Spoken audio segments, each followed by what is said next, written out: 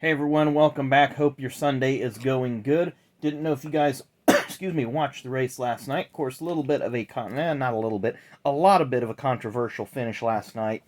I'm not going to go into much detail about it. If you watched the race, you've seen it. Um, Obviously, I think, just personally, I think Chase Elliott kind of showed his true colors last night, and that just was not a good move on his part. You're 3 laps down. Don't go up there and race the leaders. You had an ulterior motive and you affected the race outcome directly. Same thing happened at Richmond at Spingate, and look what happened there. So nothing good comes out of something that you mess with when you get involved in something. That just let it ride and let it go. So anyway, just my kind of thoughts about last night's finish. Was not very happy with that.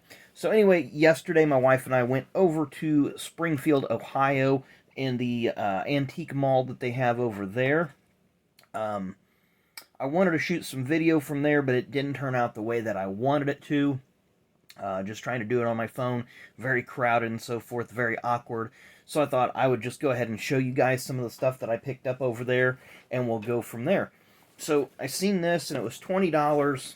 It's sealed. It's a really great deal in my view. It's one of these 1/24th scale monogram models. Dick Trickle, when he drove the Trop Arctic Pontiac for Cale Yarborough in 1990. So I'll probably not put this one together. It'll probably just be something that will sit on my rack behind me with the other models. I did get this book as well. I've already got this book, but they had it really marked down super cheap, and I was like, I can't pass it up. 40 years of stock car racing. I cannot recommend this series of books enough. And it literally chronicles, this particular one is from 1959 to 1964, and has box scores of every Cup Series race, and a little article about each one, a lot of rare pictures. So if you guys see these books, volumes 1 through 4, plus the 5th installment, and the convertible edition book, which I do have all those, I highly recommend it. Very well worth the price. There was a booth that had some top loaders, so I picked up 4 of these. They were, they had them for $3.29. Normally these are $5 at a card shop. So I picked me up a few packs of top loads. They probably had 15 or 16 packs there. I bought 4. That was plenty for me to keep moving on. My wife did buy these for me. She's seen them in a booth and thought they were cute. And they're pretty neat. So there's some Pez dispensers here. We have one of Casey Kane during his time at Evernham Motorsports. We have one of Matt Kenseth. And one of Jeff Gordon. So thank you to my wife for picking up a few little collectibles that she happened to notice. I didn't see them, but she picked them up for me. I did pick up this diecast. Anytime I see one of the beer tobacco cars, I kind of like to pick those up as they're very limited. It does say one of 9,600 right there, which a 10,000 print run on a card is a lot, and on a diecast is a lot. That's not what I paid for it, but just what somebody had marked on it. But I think it's pretty cool to have the adult-themed, if you will, tobacco and alcohol sponsored cars versus it just saying K. Schrader or Hendrick Motorsports or whatever. I did have one of these, so now I got 2 of them, so this may end up being on the trading block, but it's one of the Dale Jr. Lifetime Series IROC cars. And I did not have this one, 1992 Hot Wheels Limited Edition, Tommy Houston. That's a really cool car. It's his Buick that he ran in the Busch Grand National Series. There's the sticker from the flea market. What's that called? Heart of Ohio Antique Center. Excuse me. And that's not what I paid for it either. That's obviously 92 cents back in the day at Rose's stores. So pretty cool. Rose's Discount Stores Tommy Houston diecast car. And it doesn't have the bubble on the bottom, so it's not going to stand up. Did go to 2 Meijer. One Meijer had nothing.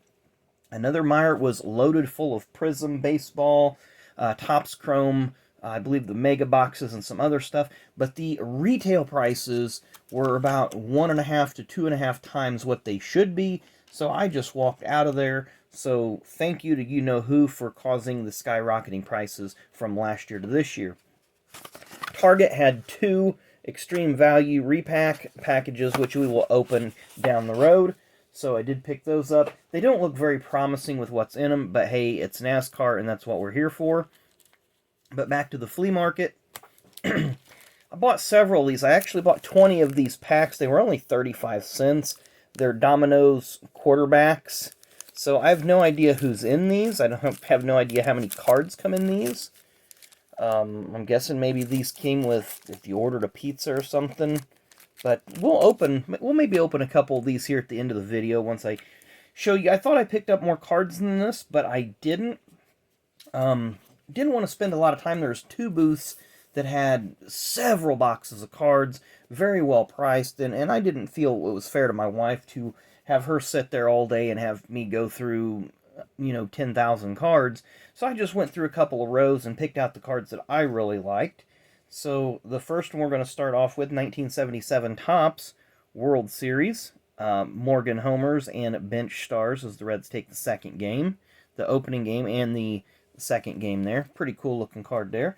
Have a 1961 Topps. Never really heard of this guy, but the card was in nice shape. And I'm going to get these sleeved up. Pete Burnside. I don't know if he's any relation to General Burnside from the Civil War, but that'd be something cool to look up.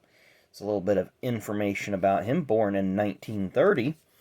So if he's still alive, he'd be, 91 years old roughly. Got a football card here.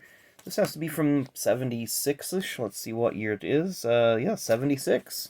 Dan Pastorini. Not an Oilers fan. Not really a Dan Pastorini fan, but I do collect Dan's cards when I do see them. Reason is in the mid-'80s, Dan started racing in the NHRA Top Fuel Division. Had some really great runs. He may have won a national event or two. I don't remember. Did get a 49ers team leader card from 1979. Does have OJ on it, so that's pretty good.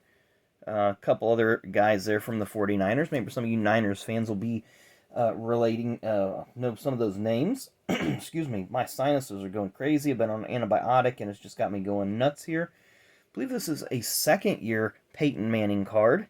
I think I only paid $1 for this one, so you can't beat that.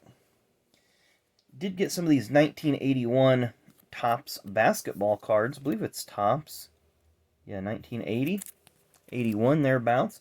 Just going to show you the front of the cards because the backs of the cards are really, really, I don't want to say loud and confusing, but I just don't like the backs of them. So just show you guys the fronts of these. Don't think there's any superstars in there, but there's some people that I've heard of.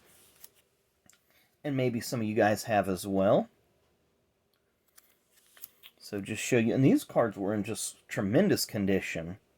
And I think I paid maybe 50, 75 cents for each of those. Got a Nolan Ryan Coca-Cola card, 1991 Donners. I may have this one already, but I do pick up Nolan Ryan cards here and there when I see them as well. As I do for Pete Rose, a 1982 Topps in action. See what it's, some kind of highlights card, so if you guys want to pause the screen and read that. Then also from, I believe this is 1986. Yeah, 1986 All-Star set, so this may be, 1986. A little off-center, but we all can't be perfect. From 1987 Classic, the blue edition. Of course, Classic started out as a game, an actual board game, and then turned into a brand of cards, a licensed brand. Got this unique Curt Schilling when he was with the Rochester Red Wings. You see some information about him. Of course, he eventually started with the Orioles and then went to the Bo Sox and kind of jumped around a little bit after that. Joey Votto with the Dayton Dragons. Not sure what division that is, if it's A, AA, AAA, whatever. Got a couple from the, I believe this is 86, but we'll get it here. The Fleer Future Hall of Famers. What is that? 1986. Mid-80s had some nice designs on their cards. Another future Hall of Famer, but they spoke too soon on that. But I do believe eventually Pete will get into the Hall of Fame. At least I hope he does. That can be an argument that folks will take forever to talk about. 1980 Topps, Carlton Fisk. Excuse me. Nice. This card was in really nice shape, so I figured I'd pick it up. I think it was only a buck or two. Again, you can't go wrong with that. And then just a few oddball cards that I've seen. A second year, Wade Boggs. 1984 Donruss in really nice shape. Very well centered. I always refer to the 84 Donruss as a toothpaste colored back because this green kind of just reminds me of a minty toothpaste. Then a 1968 Rookie Stars, Lou Piniella and Schönblum. What's his first name? Richie. Of course, Lou Piniella would go on to become a longtime manager. And the final card I picked up, 1967 Strikeout Leaders, Bunning, Ferguson Jenkins, and Gaylord Perry. And there's the strikeout leaders for the previous season. So lots of great cards there that we picked up. Oh, I said I was going to open a couple of these Domino's packs just to see what was inside them. So again, 35 cents. Not breaking the bank. 1991. So let's see who or what we might be pulling out of these. I have no idea. So I don't know how many cards come in. This looks like we get a few cards. Jeff Hostetler with the New York Giants. We have Johnny Unitas with the Baltimore Colts. Boomer Esiason. And then our final card is Chris Miller. So I hope those are just not sets. Guess we'll find out. If not, I have a bunch of 35-cent sets here. Oop, nope, got a checklist, so definitely different in every pack. Looks like there's, wow, 50 cards. We might work on a set here. Troy Aikman, very nice. And then Jay Schrader. Phil Simms. And then you've seen the checklist that we started off with. So we just might have to work on this set. That's a pretty neat little set. So that's what those quarterback challenge cards look like.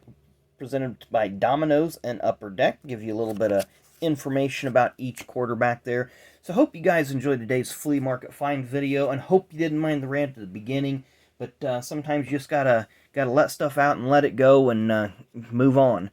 So thanks again for watching. Thanks for all the continued support. Look forward to tomorrow's video. Not sure what we're going to rip tomorrow.